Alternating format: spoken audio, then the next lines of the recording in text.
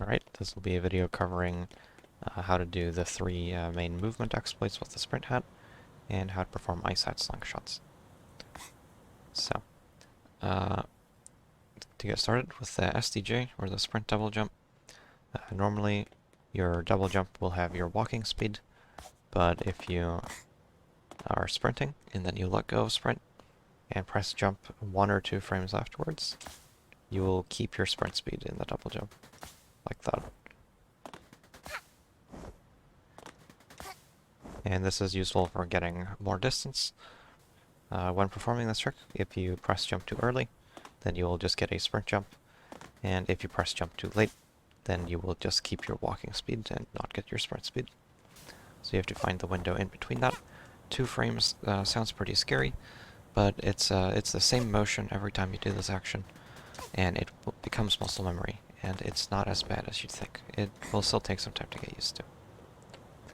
And this jump has a pretty big use here in manner. Immediately after that jump, you can do an SDJ across here to reach this block right away.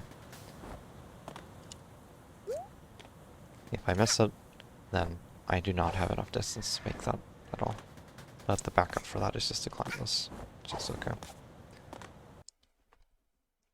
Alright, so for the double sprint jump, or the DSJ, I recommend practicing these in any blue rift, due to how the ledge you're walking off of matters. And to explain this, I have to explain something called coyote time, which is a friendly mechanic that a lot of platforming games have, where the game gives you a little bit of extra time to jump even though you already walked off a platform. So like this, you can see I jump like visually off the platform, but that is still a single jump that I'm getting. And there's a bug with this mechanic in this game that you can abuse that allows you to get 2 sprint jumps inside this window. So if you sprint off of a ledge, and then you press jump twice in quick succession, you'll get 2 sprint jumps like that. And I think Bazaar is a good spot to practice this, because you can see if you miss it, you will not get the wall climb. But if you hit it, you will get the wall climb. So you can tell.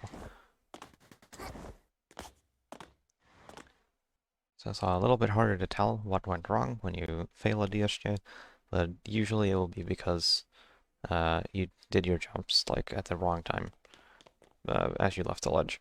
The ledge that you leave, what's important is the coyote time, so the ledge is the most important part.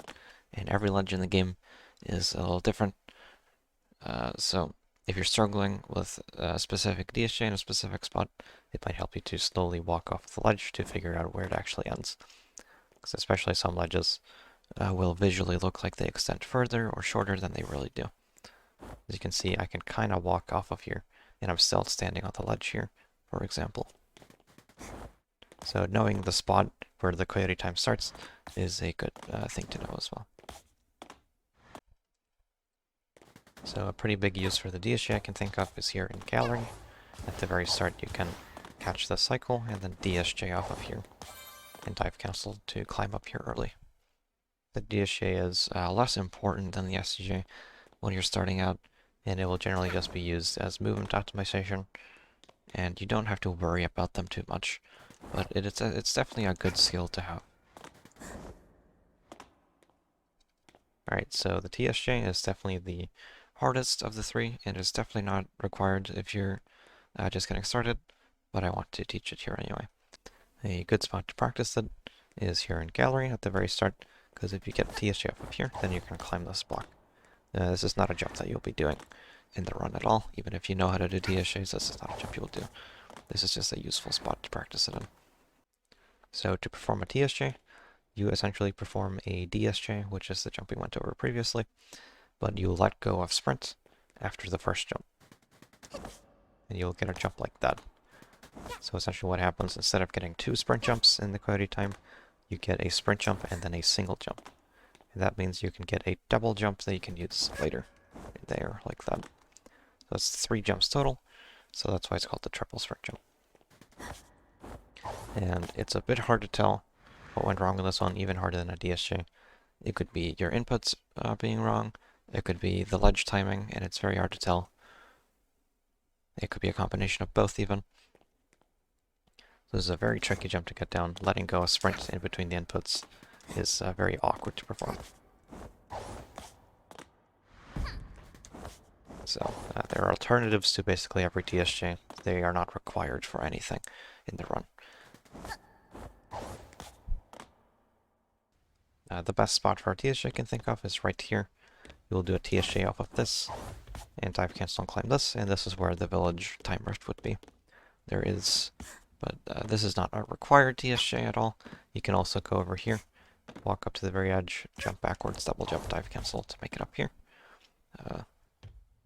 Or if that's too hard as well, you can also just take the spiders up here and jump over. It's definitely not required, but that TSJ is the fastest way to get up to the village rift, for example.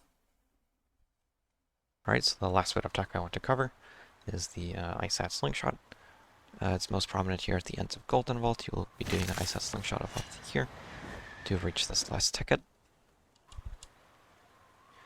And to perform these, you just have to hold down the ISAT to slide down, and then as you reach the end of the platform, you let go of the ISAT and immediately press jump. So it's very similar to an SCJ, as in you let go of head ability and immediately press jump. But with these, the positioning on the platform also matters.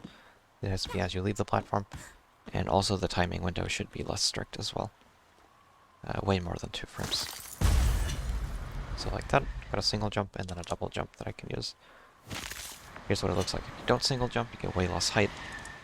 You're already falling as you leave the platform. But if you get the single jump, then you get a little bit of height first. So if you perform this one correctly, you will make it all the way to the ticket like that.